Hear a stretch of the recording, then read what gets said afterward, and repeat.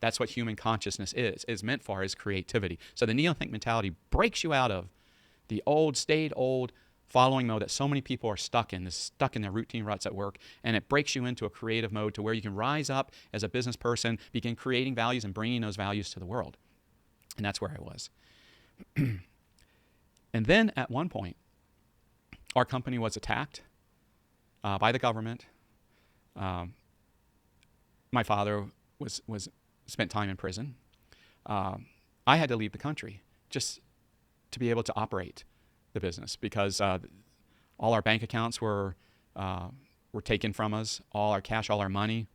And that's when I was rudely awakened to the evil in the world. You see, up until that time, I was a young, exuberant, excited, exhilarated person creating values for the world, this mutual value exchange, testimonials coming in of how grateful our customers, our readers were, feeling on top of the world, and that's all I knew.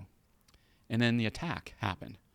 And at that point, for the first time, I saw the ugliness around me. As a young man trying to grow and bring more values to the world, suddenly it was all shut down, taken away, literally stolen from us. It all had to do with my father and his stand against the government, particularly the IRS and how they operated and so on. And that's a whole story in itself that I'm not going to get into. But that's all behind us now. And that was with the original company, my father's company, I&O Publishing Company, decades ago. Now, at a certain point, I started a new company, which was the marketing arm of Neothink. And it's the Neothink, well, it's a Neothink, private Neothink club. I searched the world for searchers and found searchers, people who were interested in this, and brought them in. And when they come in, they are brought in on this very exciting path that I began my journey. Learning these time management techniques, learning how to develop an area of purpose. That means something, a real purpose where they can drive on. Becoming a value creator, breaking out of the stagnant routine rut that they've been living under in the following mode, leaving that behind. Becoming really a exhilarated, meaningful person with a lot of relevance in the world, with pride and interaction with people who love them because they're bringing them these values. So they go through that process. But then I introduce them during this transformation to the evils of the world, because that is when they'll see it. As long as they're in their little cookie cutter job, doing what the external authorities want them to do, what upper management wants them to do, what the government wants them to do, just do your job and pay your taxes. As long as they are in that little cookie cutter life, they're safe. Nothing's going to happen to them. But as soon as they become substantial, an entrepreneur, that's when they run into things like regulations. They run into legislation. They run into problems because you have value destroyers who rise up off the backs of value creators. When they're value producers, that means if they're working at McDonald's and they're the head chef, well, that's fine. You're in your little cookie cutter job. Nothing's going to happen to you. But if they break out and become a value creator, an Elon Musk or somewhere in between, they're going to run into these problems. They're going to run into regulatory bureaucracies. They're going to run into challenges from the evil side of the world. And they don't know about that evil side because they don't have it in their own head. Most people don't know the ugliness in the world. That's right. They're intellectually beautiful. I was an intellectually beautiful person as a young man, trying to beat sleep, trying to make neotech as common as the light bulb, just reading everything I can get my hands on about great business heroes who brought great industries and values to the world. I was intellectually beautiful. And so are my readers. They are intellectually beautiful until they face, or then they will face, for the first time perhaps, the intellectually ugly people in the world. And those are politicians, many people in the media, many regulatory bureaucrats, many lawyers. These are the intellectually ugly people. Now, this is going to be all part of their journey that I take them through.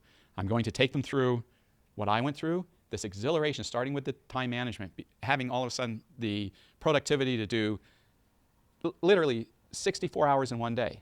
It sounds incredible, but that's what my time management program does, as opposed to 1 hour a day, 64 extra hours a day. You won't understand that until you understand the intensity and so on, until you learn the mini-day system.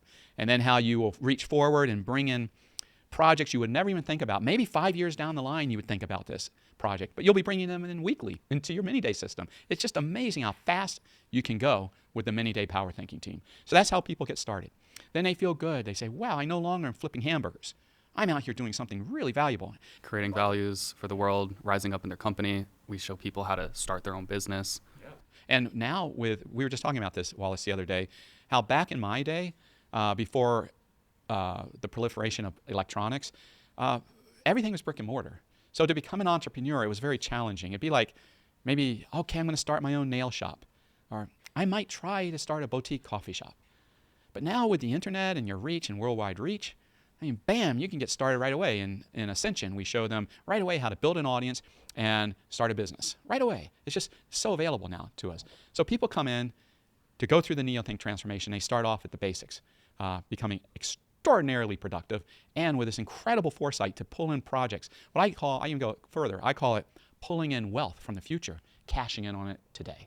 That's where you start, just like I started that way. It's a beautiful world, a world filled with values, value creation, and helping others, trying to improve your life, the life of those around you. And offering this to your children and to your grandchildren, it's just a wonderful thing. And it's beautiful. Then at some point of your success, you will face the ugly. And I develop techniques and defenses to deal with the ugly. That's part of your transformation. I don't leave you hanging. I give you the tools and the strength to be able to protect yourself when you face the ugly. And I should bring up the book that I almost never wrote, which is probably my most important book to this date. And the reason I say it's the most important is it paints the picture. It's a right brain phenomenon. It paints the picture of the new world. It paints it for you. It's artistic. It's a novel. It's a trilogy. So anyone can understand it. Now, for those who want to go through the transformation, the awakening, the nonfiction work is probably more important to you because it's giving you the how-to techniques to do it. Well, all our members use. All our members use with great success. And going back to the super puzzle, which was originally called the Miss Annabelle story, you actually see what I just described, my own journey. You see that in that trilogy. You start off with this third grade teacher, Miss Annabelle, and these 8 and 9-year-old children, her third grade class. And you know how I talk about the child of the past. That's what you're looking at here. You're looking at children, the child of the past, and Miss Annabelle, who always was in touch with her child of the past, who integrated and resonated so well with her third grade students. Then you have and she's intellectually beautiful.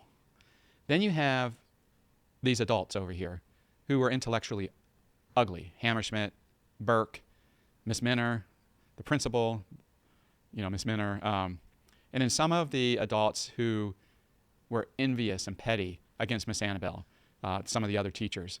Some of it's because she rejected men's advances because she's a very lovely lady. Some of it's because the women are kind of jealous and envious of her because she is a very pretty lady.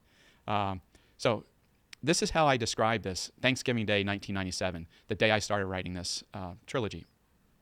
I pointed out how you're going to have this innocent, beautiful, intellectually beautiful child of the past rising over here and rising and rising. Then you're going to have the ugly, intellectually ugly, rising and rising. And at some point, bam, they're going to clash. And that's, in the book, that's that first meeting that was held to try to expel Miss Annabelle. And then it goes on from there with the rising of the beauty and the powerful rising of the ugly and the clashes. And that's metaphorical to how the world works today. You have the beautiful, true market business person. I'm not talking about the political business people who are one and the same with government.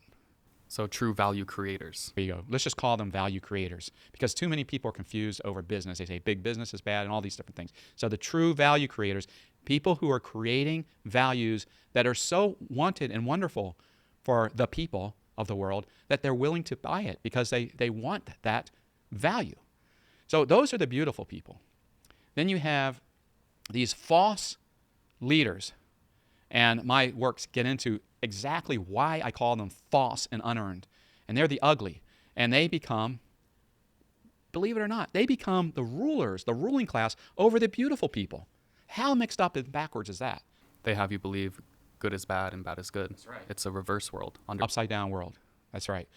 And that is the world we live in. And we have always lived in that. The country that came closest to breaking from that is America.